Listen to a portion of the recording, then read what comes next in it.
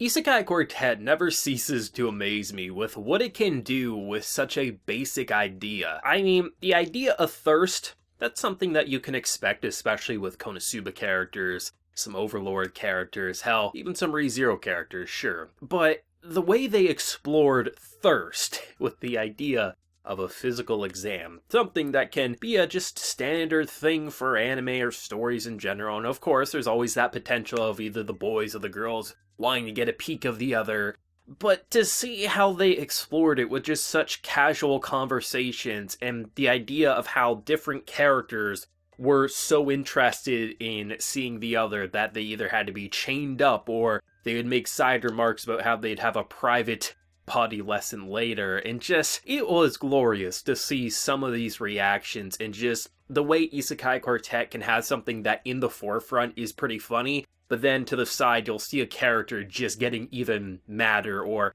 just doing a funny face in response to a character, especially when they hear about their lord and savior potentially having another romantic interest that she'll have to compete with. The show just knows how to stay loyal to the series that it's bringing into its quartet, but also show something that is so ridiculous and amazing. I mean, the fact that Pandora's actor was just like passing students in the hall and would stop them and just say, "Oh, a Saga Tani the Evil character, suit that they're wearing? It's very similar to my own, you have great taste." And just how characters are like, this guy's insane and just wanting to separate, to then how you'll have other characters such as our girl Megami, who, oh my god, the fact that she now considers Ainz a rival and worthy of being a rival because of Pandora's actor loving her eye patch and style. This show just knows how to mix and match so many ideas into such, like, they're still finding new combinations that we've yet to see even after now going a season and a half into this show.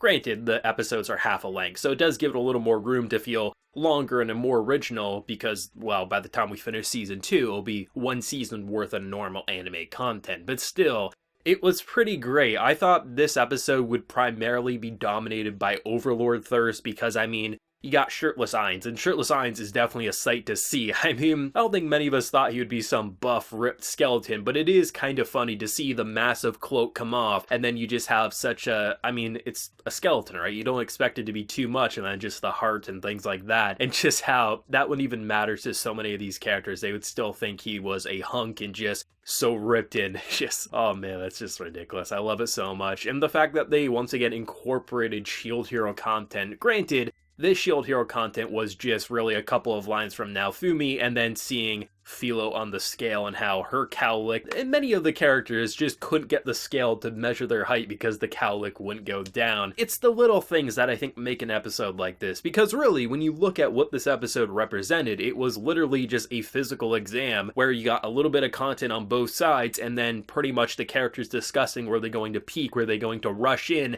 and who was basically the thirstiest of them all as we watch Pandora's actor figure out which apparel he enjoys the most. Like, that's literally what this episode was, but when you take into consideration all the different side remarks and just characters' reactions to so many different things, it really does become, once again, another special episode of Isekai Quartet without a single doubt in my mind. I mean, the fact that we literally had Rem, who chained up these characters because she's like, wow, that is even too thirsty for me. And the fact that they're like, wouldn't you want to go see your man? And she just casually says, yeah, I'll do that later in a private, Oh man, this show, it has no chill at times, but I think because it doesn't, it really lets these characters, I think, truly express themselves, and sometimes expressing themselves can be a little too extreme that they need to be reeled back in and probably will end up getting detention or something like that, have cockroaches feast on them if they go a little too overboard. But I mean, it was pretty funny, especially just seeing such a basic idea,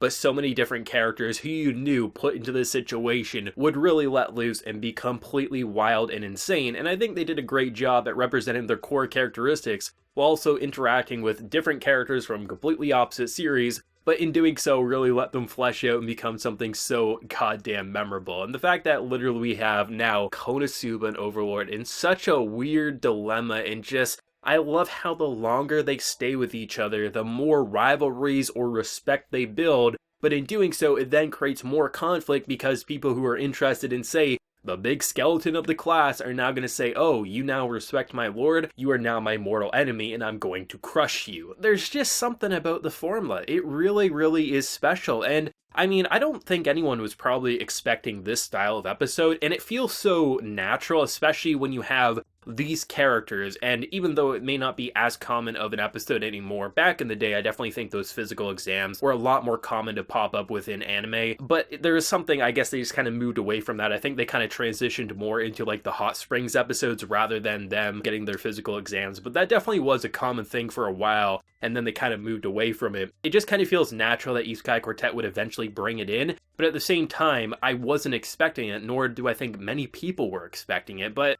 I mean, once you watch it, you kind of think to yourself, was there any other option than to eventually have an episode like this? Is there any option other than to have a Hot Springs episode of Isekai Quartet at some point in time? It just kind of feels like that has to happen. There needs to be a fireworks special of Isekai Quartet where they have their little dates. I just feel like there's no other way. They gotta do those basic anime cliches. They have to pop up at some point, because you know these characters are going to bring a scene to life in such a way that not only is it going to play into the tropes you expect with those types of settings, but also just deliver something that feels so memorable and different than anything you could possibly predict. And I mean, this episode, it was so simple, but it was very good. It was very solid nonetheless, and I think even if you go as simple as the idea of characters obviously wanting to spy in or just are questioning, are they really going to risk it in, who is the most creative and sleazy of them all, I think there's just a lot of potential. I feel like, honestly, they could probably just dribble a basketball for 10 minutes in this show and probably find ways to make that basketball dribbling just something that feels so engaging, because magical fireworks will go off or someone will steal the ball and it'll cause a giant conflict. And because of that, it just always is interesting. I mean,